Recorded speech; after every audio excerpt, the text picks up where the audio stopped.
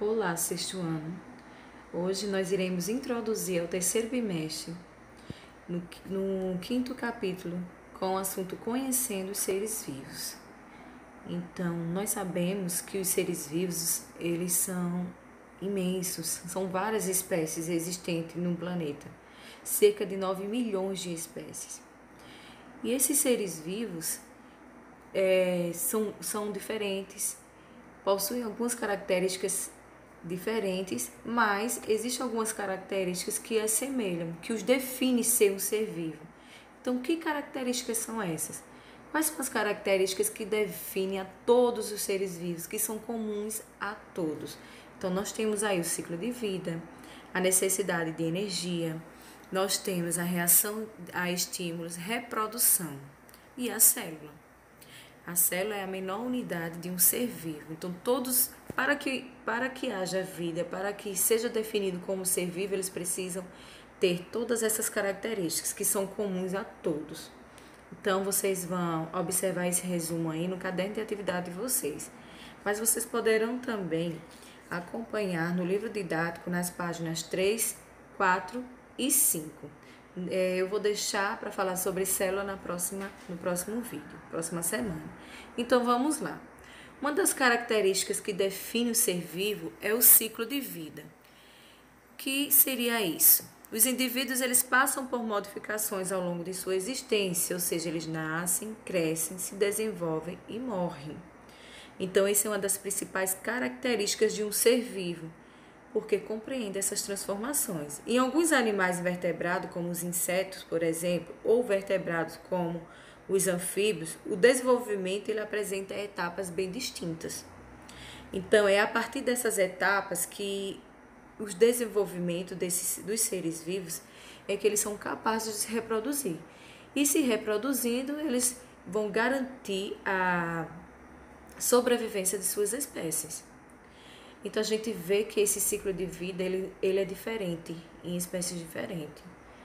A borboleta, por exemplo, na borboleta ele passa por uma metamorfose. É um lagarto que se desenvolve, transforma-se em casulo, depois e vai se desenvolvendo até formar o adulto, a borboleta. Isso é um ciclo de vida. Esse desenvolvimento ele é importantíssimo até chegar à reprodução e garantir a sobrevivência de suas espécies. A necessidade de energia, o que seria isso? A necessidade de energia é uma necessidade básica para sobreviver e se reproduzir. Então, essa energia é adquirida através dos alimentos.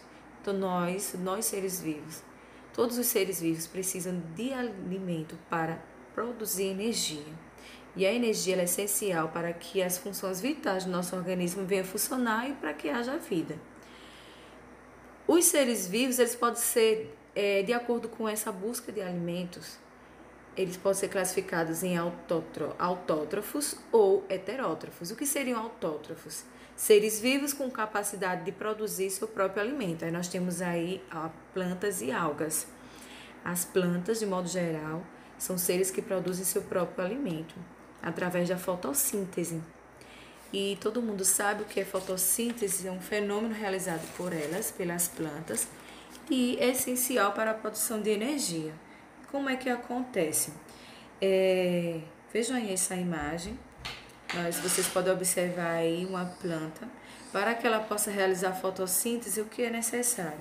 Precisa do dióxido de carbono, que é o CO2, e precisa de energia solar e de água. Então, esses elementos químicos vão reagir, lembra das reações químicas, vão reagir entre si e formar como produto a glicose e o oxigênio, que é o ar que a gente respira. Aí vocês observem aí essas etapas. Na primeira etapa, as plantas realizam fotossíntese para produzir seu próprio alimento. Aí utilizam CO2, como eu falei a vocês, vão captar a luz solar e converter esse CO2 em oxigênio e glicose. Aí nessa etapa 2, as plantas podem utilizar a glicose imediatamente ou armazená-la na forma de uma substância denominada de amido.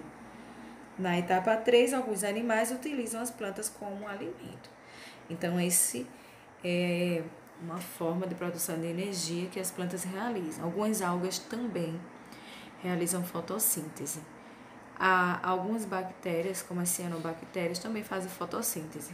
Os heterótrofos, eles precisam se alimentar de outros seres vivos. Então, exemplos de heterótrofos são os animais, os protozoários, os fungos.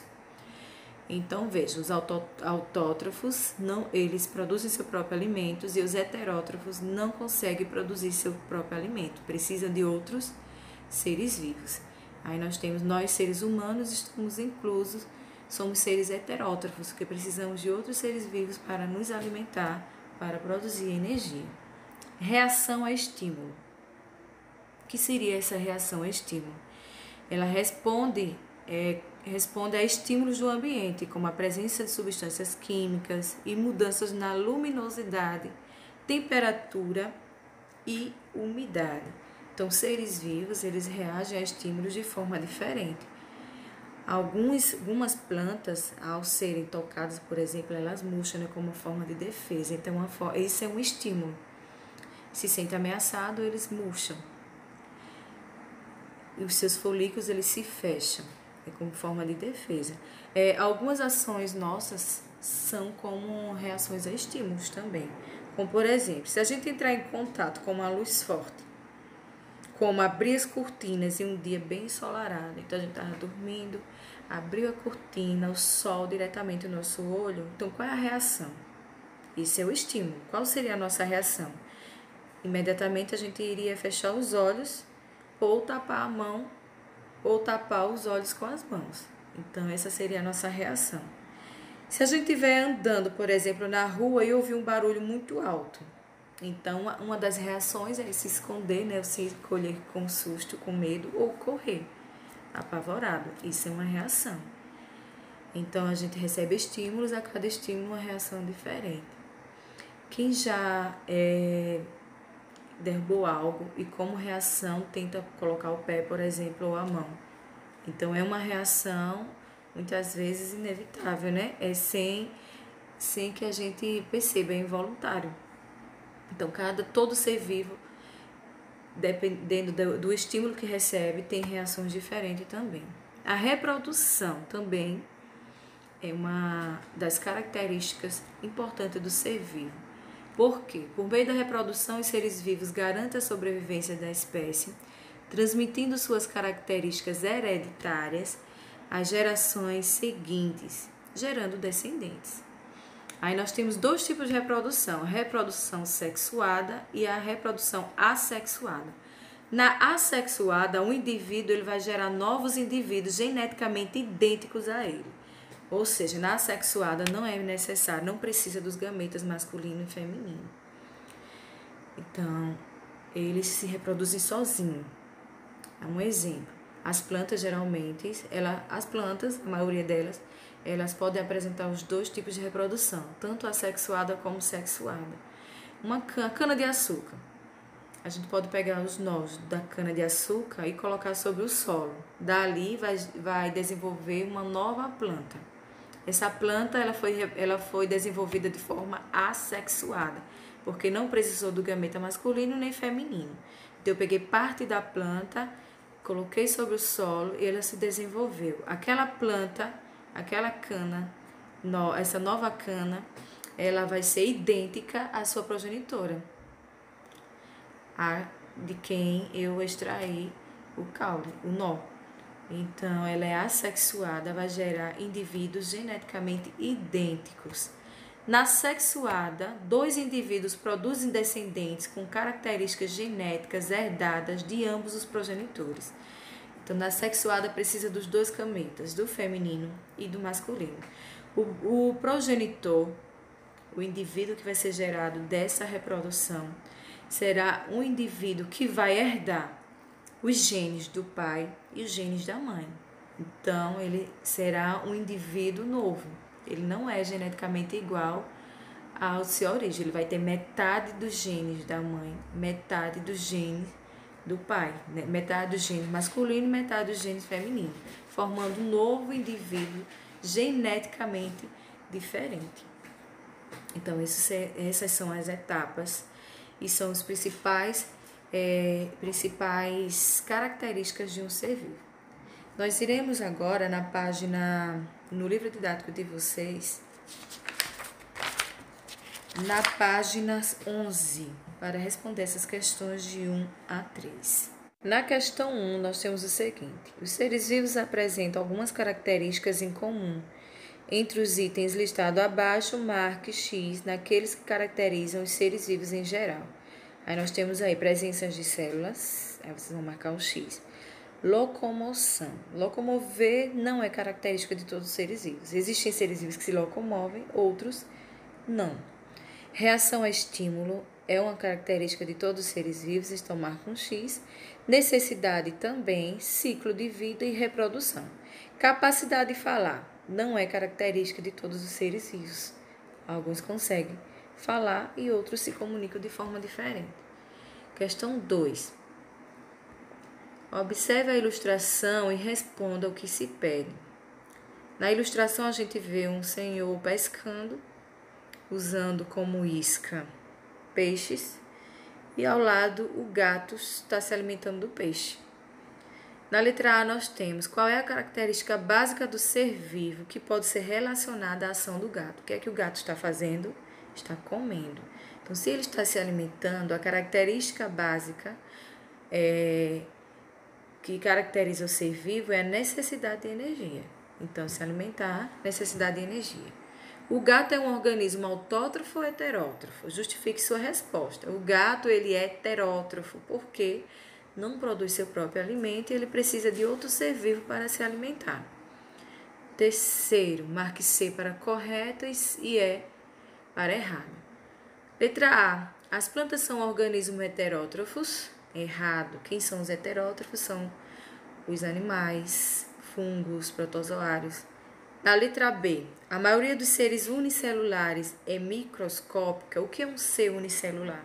Ser unicelular são seres que possuem apenas uma única célula, como as bactérias. As bactérias são seres unicelulares porque possuem apenas uma única célula.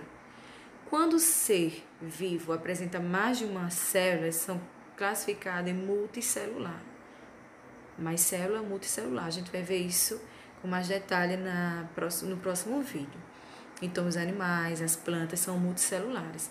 Aí na letra B nós temos a maioria dos seres vivos unicelulares é microscópico? Sim. Isso significa que eles têm apenas uma célula, são muito pequenos e podem ser visualizados apenas por um microscópio. C. Todos os seres vivos são formados por células, com exceção dos vírus? Correto. Os vírus, eles não são considerados seres vivos. Por quê? Não possuem células. Os vírus, eles são considerados assim, mas como é que eles se reproduzem? Como é que eles se alimentam?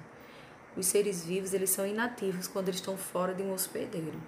É bem interessante a sua história, porque o vírus, se ele estiver fora do alcance de um hospedeiro, de uma célula hospedeira, ele não tem vida, ele não se locomove, ele não se alimenta, ele não se reproduz.